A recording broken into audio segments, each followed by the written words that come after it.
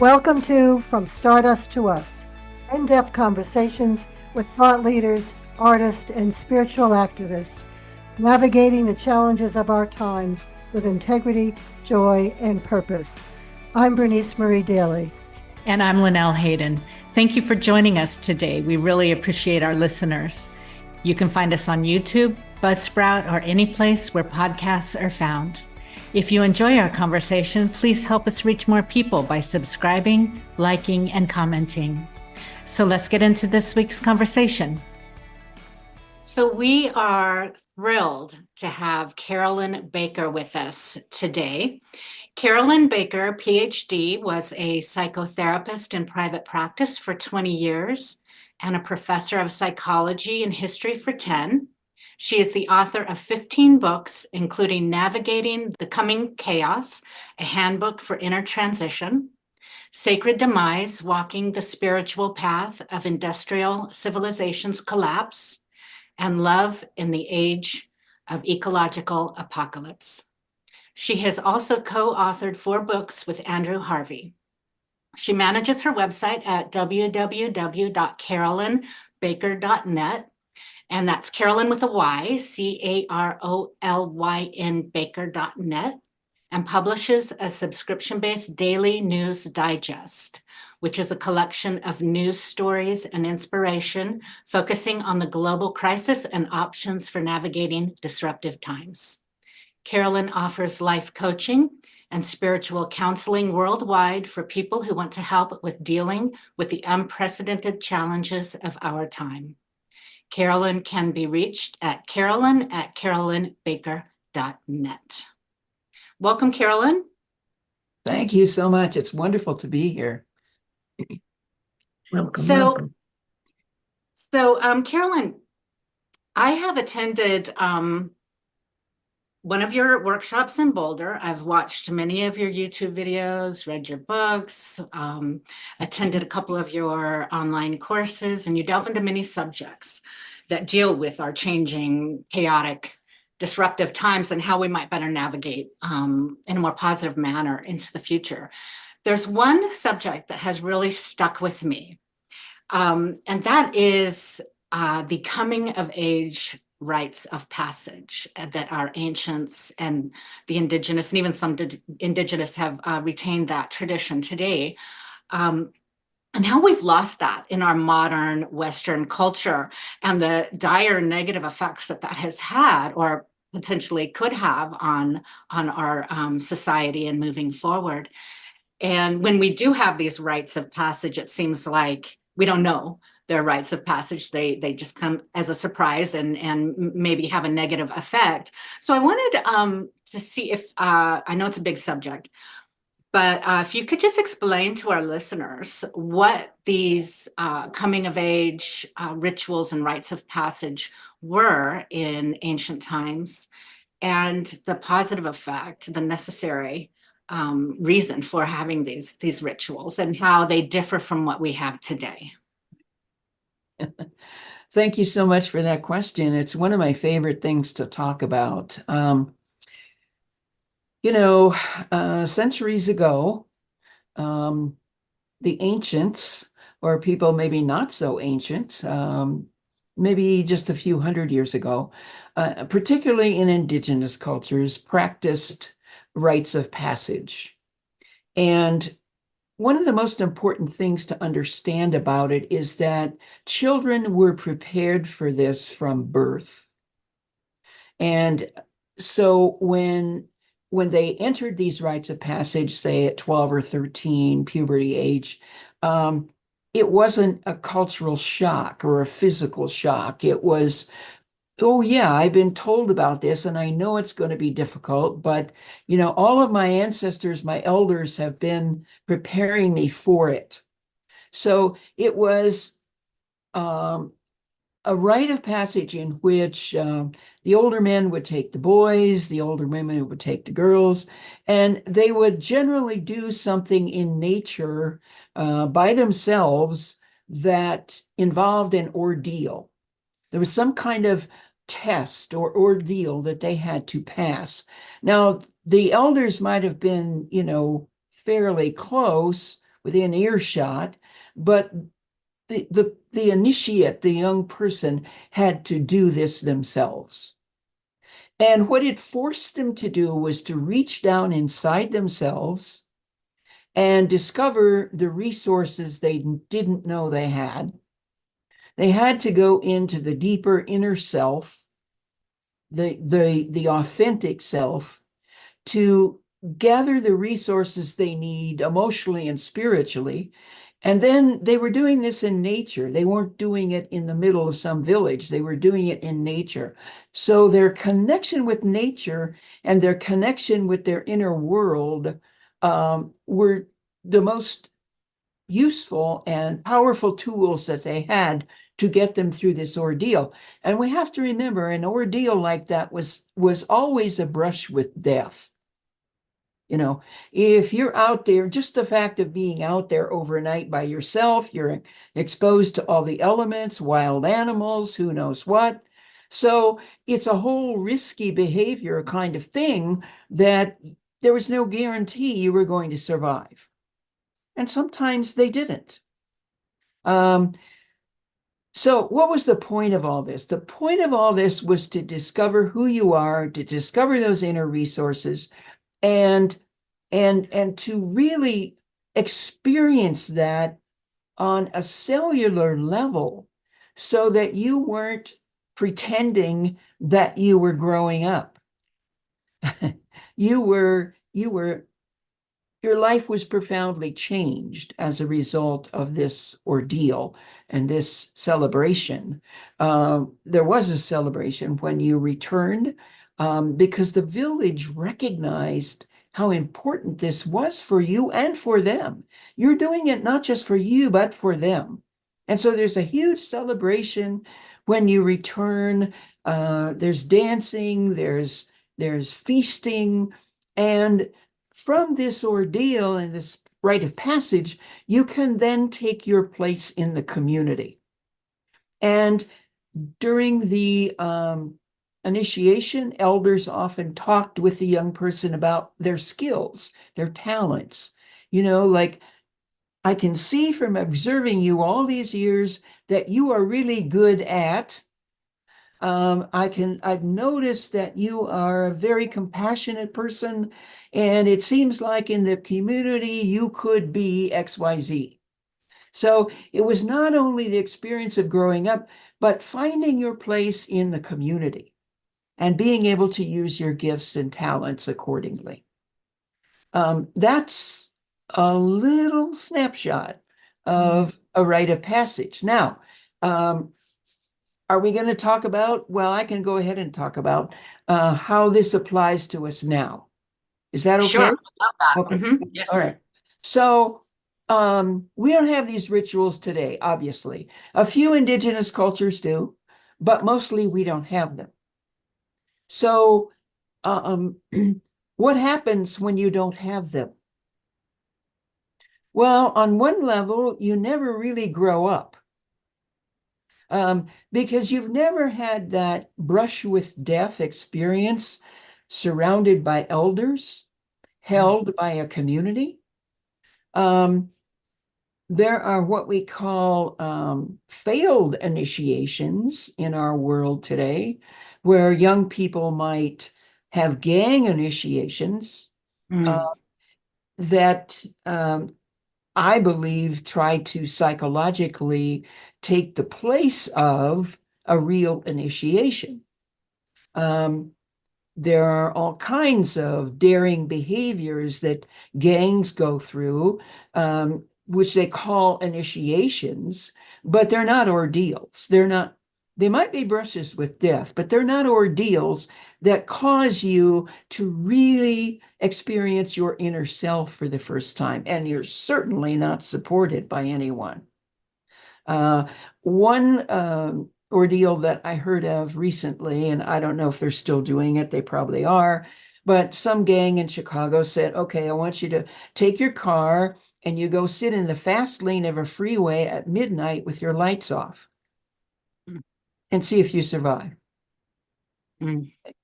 And boy, if you survive, you really got juju, you got something special, you know? and we can respect you as a man. It seems I've like those often, rites, sorry, I what? was just wanted to interject. It seems like those rites of passage are entirely based on ego, where in the past Exactly. it's a Yeah, crumbling of the ego. exactly. And there is no connection with your deeper inner self. Yeah. Sorry, I interrupted. Go ahead. That's okay. No worries. Um, Now, for the young women, I'm not as familiar with some of their ordeals. They had to go through ordeals for sure in nature by themselves. And there's one tribe, Southwest tribe that I saw recently that they still have the young woman sitting in a tent by herself and grinding corn at all hours of the night, and it's a strenuous kind of thing, and it's a really beautiful ceremony from what I've seen. But mostly young women today don't have anything close to that. And I've often thought that, you know, accidentally getting pregnant is a form of initiation. It's a failed initiation, but it is a test, very inappropriate test of one's womanhood to to have to go through that without the blessing of the community and the support, and it's not intentional, it's accidental. So these are some of my thoughts about it, some of the things I've written about. And then what I want to take, the next level that I want to take this to is what I've written about quite a bit, is that even though we don't have these formal initiation ceremonies today, Carl Jung said that initiation is an archetype. It's something we're born with. It's a thought or a theme that we are born with, and that something in us is wired for it. And so that if we don't have it, we've missed a big piece in our development. And that kind of handicaps us as we go into adulthood. And he also spoke about how, he had traveled around to many of the indigenous cultures in the world because he was really fascinated with the whole idea of initiation. And he came back to Europe and said, we don't have formal initiations in our culture, but what we do have is everyday ordeals. We have losses and we have setbacks in our lives that are like initiations because they present us with the choice of, are you going to connect with your deeper self and all of your emotional and spiritual tools to walk through this? Or are you going to pretend it isn't happening? Or are you going to try to deal with it in some failed way? Some way that really misses the point. And I would say to all of us that this is what our lives are now in these turbulent times. We have initiations every day, every week, every year. And, these are opportunities, we call them growth experiences, but they're opportunities to go within, gather those resources that we have developed within ourselves and the support of our community so that we can walk through these experiences together. And as we know, there are gazillions of failed initiations around us, Yeah. gazillions of things that promise you can get through this. If you buy the right car, if you take the right medications, if you have the right exercise routine, if you make enough money, quack, quack, blah, blah. All external. Yeah, yeah. So this reminds me, uh, pretty pretty parallel. It seems that while we don't really have these wonderful rituals for our young people growing into adulthood or any number of stages that we all go through, Right. we seem to be dealing with an ordeal on planet Earth that is life-threatening to everybody, certainly to us. Yeah. And so, the spiritual resource, the energy inside that we move through this, to come out and have survived the ordeal, but also then to move into the life, as you said, to come through that and then to say, oh, I think I can give my life to X, Y, or Z. Um, it seems pretty daunting, and that's a word I think you like, actually. It seems pretty daunting that while we don't do it, in our close communities or families or associations so much, and the religious traditions have sort of a very mediocre process of sort of marking something, moving into Right. adulthood. Um, wow, we got this big thing going on the planet for the whole species in effect. You have a ritual for that? Probably thousands, and we need Yeah, to, yeah, I was, we need to develop our own, yeah. yeah, with each other. Yeah. Uh-huh. So it's the constant, attending to our daily practices that take us inside, whether that's meditation, whether that's contemplative prayer, whatever that might be, and to develop that part of ourselves, that inner self that is truly sacred, and also to do that with the support of a community, to do that helping each other in facing these ordeals, knowing together that this inner work is what makes it possible, and the support of each other is what makes it possible as well. Even in adulthood, we have many opportunities presented to us for the sort of dismantling of the ego and connection within and into the greater community. The problem is these come as a shock and a surprise, such as, maybe a bankruptcy or divorce or some sort Yeah. of health issue. Yeah. And it's not something we're prepared for. It's not something that the community or sometimes even your own family supports. It's just too difficult for even those around you. And so it's the temptation to sink into levels of despair and anger and resentment are so great.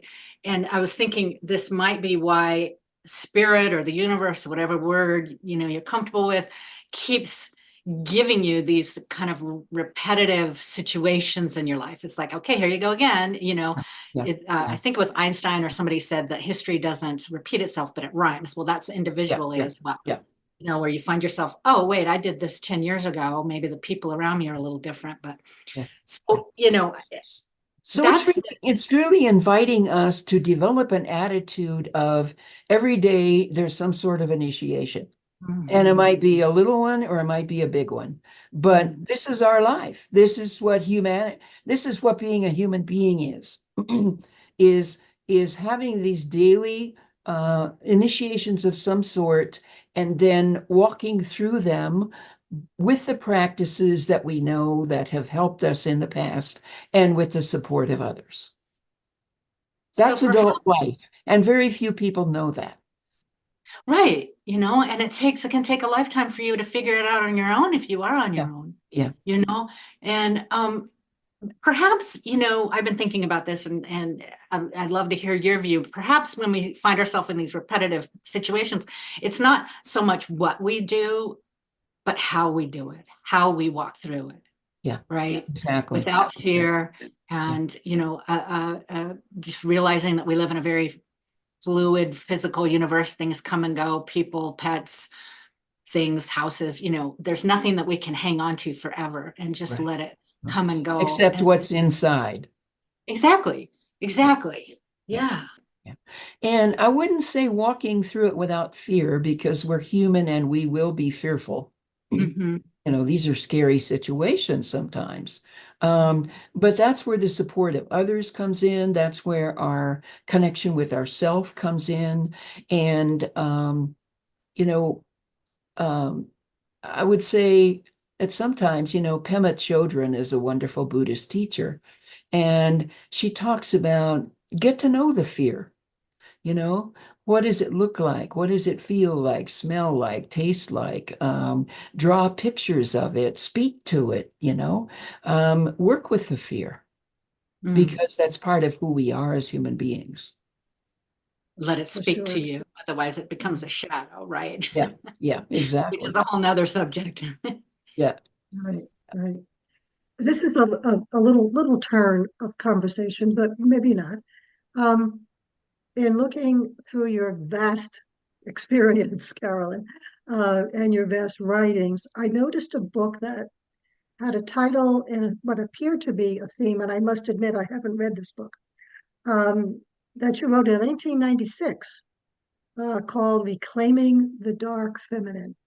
Yeah, And I was struck by that because of personal interest, first of all, to be yeah, honest, but yeah. um, I was thinking of this sort of comes before a lot of other things that you've been doing for all these Right. many decades. Yeah.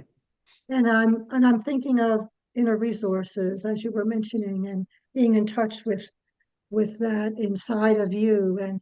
And I was wondering, is this dark feminine part of your early story, or do you feel that that is a kind of energy that is involved in this whole entire ordeal that we're going through? I would love to It's hear a your comments about it. it's an archetype that every man and woman has. Yeah, it's not just women. Men have their feminine side as well, and um, it's an important it's an important archetype. It's part of the shadow, and it's important for us to make friends with it, to know it, to understand it. Um, because if we don't, like other aspects of shadow, if we send it away and we say, "Well, that's not me," then it comes back to bite us in some way. So at the time that I wrote that, I was in Jungian therapy and I was working very diligently on my own dark feminine and the dark feminine of the women around me that I had grown up with who raised me. Um, and it was important for me to come to terms with that so that I wouldn't then act that out in my life by saying, Mhm. oh, that's not me. How Right, many right. times do we hear this in our culture these days? Oh, that's not who we are. Well, excuse Mm, me, that's exactly who we are. That's part of who we are, and we need mhm. to make peace with that and do the work on that we need to do so that it can be transformed. It can find its own place in the psyche. Is this the dark feminine shadow piece? Um, I would love to hear maybe just a couple of attributes of that. And I'm wondering if it's essentially different from the dark masculine and what you might think about that. Mm. They're pretty close. They're pretty close. If a man has not accepted his feminine, then he will act out the dark feminine, you know, through very masculine behavior. It can be very complicated, but Yeah. it's behavior that is unkind, sometimes violent, um, opportunist and hurtful to others and to the earth. I mean, Sure, um, sure. the earth is feminine, and you know, we see what human beings, men and women, are doing to the earth. And that is just very, very hurtful and violent. And what we're doing to the oceans, which are symbolically, archetypally very feminine, and the way that we are polluting the oceans to where, Mhm. at some point, life will not be able to survive in the oceans, the fish, the sea creatures. Right, Um, right, and so right. we're all doing that out of our own pain and unconsciousness. Yes, out of our unconsciousness, right. And I think to go back to the initiations you were referring to, I think that is all about coming to a greater consciousness, to claiming your life, as you say, as an adult. And Absolutely. yeah, yeah. And then moving into your work, into your own It's all about particular. becoming conscious, Yeah, so it's that all you can about becoming so conscious. that you can become a whole person and then utilize that to serve the world. I'm wondering if you have any ideas as to what would it look like, let's say, in your mind, if we were collectively? Because it's one thing to go through these rituals or rites of passage individually, but what's missing is the community. And is there anything that you see in a perfect world today that we could be doing to get us Well, through these dark times that we're in? there's a wonderful organization for men called Illumen, ILLUMEN, and they get together from time to time and do a men's rite of passage, Mm, even if they've done it before. And it's a very powerful ceremony. I know several guys involved with it. It's peaceful, it's not violent, but it's a very powerful ceremony, always done out in nature, with the support of each other. And then there's an organization I know of called Woman Within, I believe it is, Woman Within. And they do rites of passage with each other. And I'm not sure how they do that. I think it's out in nature as well. But it's, peaceful and not violent and very supportive. I say not violent because, some of these groups that think they're evolved, can do things that are very hurtful to other people mm. and can become very cultish and very dangerous. And that's not what I'm talking about. Right. Yeah. The cultish and the gurus and Yeah, the bad gurus. I mean, obviously there are enlightened gurus. yeah. Um, I just lost my train of thought. I had a question on the tip of my tongue. It's not a ritual, but it's a gathering of people. I'm thinking of some of these major concerts by well-known people of good heart, Mhm. or appear to be of good Yeah, heart. yeah, I don't know them yeah, yeah, personally, yeah, yeah. Um, but they get that kind of collective energy Hmm. that has a lot to do. I'm thinking of music in particular, and Hmm. songs. Way back in the day, there was a lot of positive, motivational, Yes, inspiring yes. work that came through music. And I don't know if Taylor Swift is in that, but I know her name is all over the place, Yeah, yeah. and can gather, you Hmm. know, now with our technology, like millions and millions of people, Right, right. and what that wondering is, as a collective, if that is a way of our connecting now, I that agree. sense of relationship. Yeah. Please, yeah, just say, if you would say a few words Well, about it that. just reminds me of the Eleusinian mysteries back in ancient Greece, where people would come together maybe once a year for these big mass gatherings, and they would have, individual little rituals that they would do, but then they would come together in these large groups. And this took place at the very height of the golden age of Greece. When Greece was at its best, this is what people were doing once a year. And it was, because there's something in us that is archetypal that craves this mass connection, you know? So when I see thousands of people going to concerts, it's like, yeah, of course, Mhm. we want that mass connection, because something in us remembers when we used to do it and how meaningful it was and can be.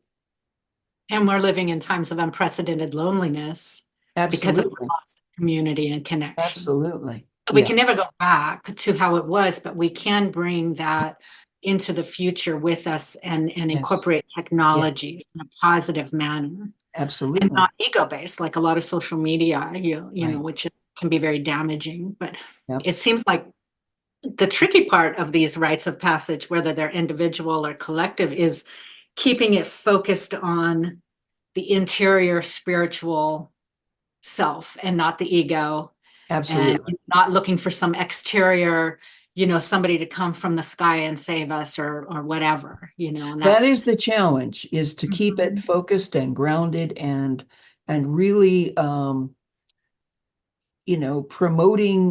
promoting the highest good, promoting our evolution as beings, nature beings with each other. Yeah, and once the ego has been sort of put, taken down a notch, so to speak, instead of running the show. That's Mhm. that's really not a hard thing to focus on, really. Right, right. What's best for all of us, for all of humanity, and I think that what we're going through now, this end of an age or edge of an age, these changing times, this is a um, great opportunity for us to evolve spiritually and reconnect with each other. It would Well, just be, I don't see how we can move through it unless we're doing that. And that's yeah, what all my writing has been about is yeah, do your emotional and spiritual work. yes, Because that's the only way you're going to get through this. Now, that's no guarantee you're going to physically survive, but make it your intention to physically survive and do the inner work mm, and build, a community around you that supports that inner work. mm, yeah. Because if there's any getting through it, that's required. I'm also wondering, and I'm sure you have spent a lot of time reflecting on sharing this, is how to develop the kind of resilience and the holding of the opposites. And I'm thinking particularly as you talk about grief and joy. Um, how do we do how do we do that? What can you share with us around how to move through that? Well, there's no quick, easy answer because it is a practice. And so, we just have to practice that every day, that there's something we're grieving about. It's not hard to find those, and at the same time, we are experiencing and appreciating the world that we have around us. We're appreciating the inner world and we're also appreciating the outer world. So, in the midst of this sorrow, we must uh, appreciate our lives and appreciate the good things that we are experiencing and realize that there's a difference between joy and happiness. This is a happiness addicted culture that we live in. And happiness is very circumstantial. If you break down the word happiness, it starts with a syllable hap, which is related to happenstance. It's come and go. It lasts for a minute and then it's gone. Um, Whereas joy is a much deeper experience of positive feeling and positive experiencing. Joy does not necessarily come and go. Um, it lives in our core, and we can feed that joy through gratitude, through daily experiences of appreciation. And then just to know that while happiness comes and goes, joy is always in our core, it's always in our center, and we can draw on it, even if we're sad. Now, that sounds crazy, but even if we're sad, we can draw on that joy that's within because that joy is not dependent on the external. It's who we are. It's the sacred, the divine within. And we can always appreciate that. Viktor Frankl, who survived Auschwitz, he wrote in Man's Search for Meaning, he wrote about that joy. And part of joy is meaning. And so in the midst of that hellish place, he was able to experience meaning and joy. And so that's a practice. And boy, did he have to practice, as we all do now, as going forward in the world that we're living in. Yeah, yeah, very much so. Very much so. Yeah. Yeah. So, and Mary Oliver, who we come back to so many times, Yeah. she said, "We shake with grief, we shake with joy. What a time these two have, housed as they are in the same body." That's the work right there. Mhm. To hold all that and to live through that with that, and to share that Yeah. in community with other people, Yep. and your own particular, each of us, our own particular gifts or abilities that we offer the world. Absolutely. Yeah, yeah, That's the work. that's the work, right? Right. Well, Carolyn, we're coming to the end of our time. It's been such a pleasure and an honor to have you on our podcast. And I wanted to give you a chance to just let our listeners know where they can find you and what you might have coming up in the near future for us. Yes, you can find me at carolynbaker.net. You can email me at carolyn@carolynbaker.net. The website is carolynbaker.net, but I'm also giving you the email address. And I have a daily news digest, which you can learn more about if you go to the website and click on the subscription tab. Yeah. Wonderful. Thank you so much. Thank you. It's been great Lovely to to be be with with you. you. Thank you. Thank you. Bye-bye. Bye-bye. Bye.